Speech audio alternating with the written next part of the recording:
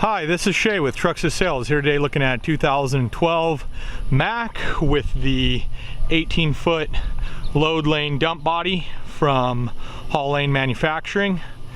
This truck we did stretch and double frame, so we did extra longer your truck is, the more weight you can carry in most states. As you can see, we got that little about 32-inch gap between the bed and the cab. So this bed is actually all 1/4 inch hardened steel. So we got a lot of different steel thickness options that we can do on this load lane dump body. This does have a high lift tailgate. The air cylinders are in that back post. We got the hitch plate on there. Did the spotlight reverse lights, as you can see right there. Trench gate on it. And you can do a lot of extra lighting options on this bed. You get lights on the lower rail, upper rail. This one does have the electric tarp system on it.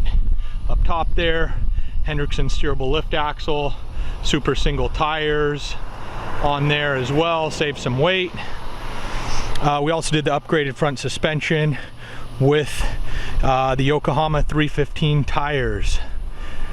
This is Shay with Truxas Sales. Thanks for viewing. Please visit our website at www.truxassales for more information. Thank you.